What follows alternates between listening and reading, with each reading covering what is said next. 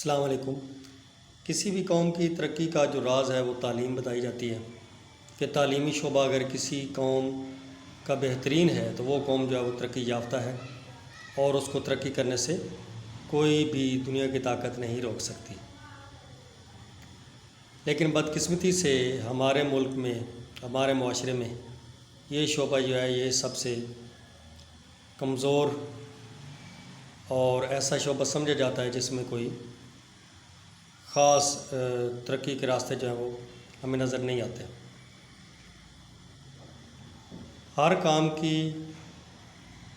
دنیا کے ہر شعبے کی، ہر آنے والے نظام کی کوئی نہ کوئی تاریخ ہوتی ہے۔ اگر ہم تاریخی لحاظ سے دیکھیں تو ہمارے ملک کا جو نظام تعلیم ہے اس کی تاریخ کیا ہے؟ ہمارا جو نظام تعلیم ہے اس کی تاریخ کا آغاز انگریز کے یہاں آنے سے ہوتا ہے۔ انگریز جب یہاں پر آیا تو انگریز نے ہمارا تعلیمی نظام جو ہے وہ نئے سرے سے جو ہے وہ ڈیولپ کیا، ایک نیا تعلیمی نظام یہاں پر لانچ کیا۔ اب آپ کو یہ بھی پتہ ہے کہ کوئی قوم جب دوسری قوم پر قبضہ کرتی ہے تو اس کا قبضہ مختلف مقاصد کو اپنے اندر سموئے ہوتا ہے۔ بلا وجہ کوئی قوم، کوئی علاقہ دوسرے قوم پر کوئی بھی قبضہ نہیں کرتا۔ انگریز نے جب یہاں پر قبضہ کر لیا، یہاں کی ساری صورتحال دیکھ لی، انہوں نے یہی فیصلہ کیا کہ یہاں پر جو ہے اس قوم کو، اس کا مذہب ہے، اس کی سیاست ہے، اس کی تعلیم ہے،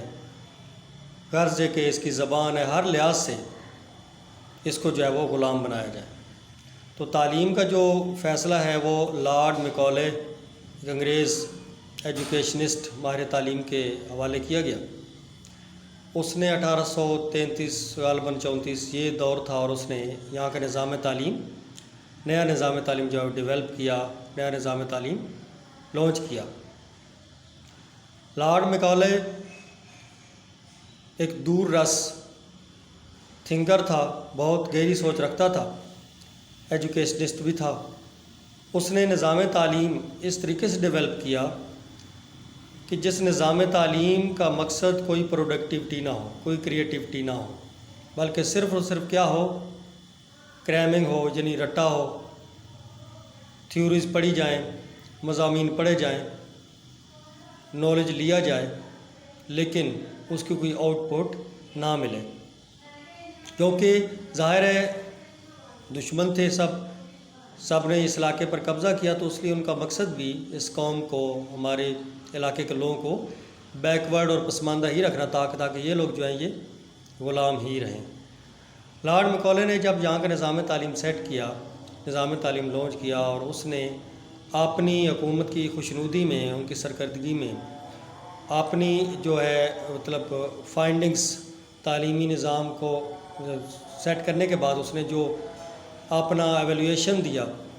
اس میں اس نے یہ بتایا کہ میں نے حکومت برطانیہ کی خوشنودی حاصل کرنے کے لیے یہاں کا ایسا نظام تعلیم جو ہے وہ بنا دیا ہے کہ یہاں کی قوم جو ہے وہ آنے والی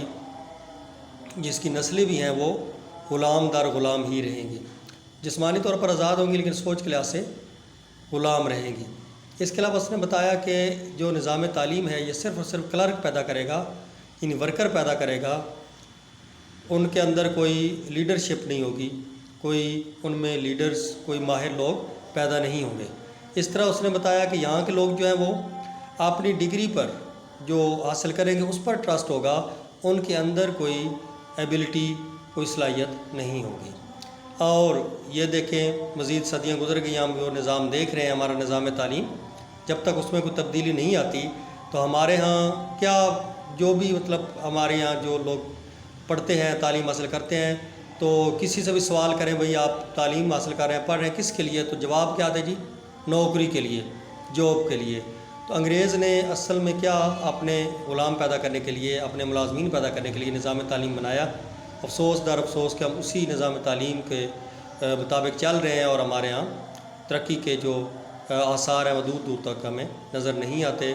اللہ کرے کہ اس قوم کی حالت بدلے، یہاں کے نظام تعلیم بہتر سے بہتر ہو، اور جدید جو ماڈرن آج کل کی ریکوائرمنٹ ان کے مطابق تعلیمی نظام جو ہے وہ روزگار ہو، تاکہ اس قوم کی بھی ترقی کا جو ہے وہ راستہ متعین ہو، تو اللہ تعالیٰ ہمیں سب کو جو ہے وہ بہتر علم حاصل کرنے، دینی اور دنیاوی علم حاصل کرنے کی توفیق عطا فرمائے، اور دنیا اور آخرت میں کامیابی عطا فرمائے، آمین۔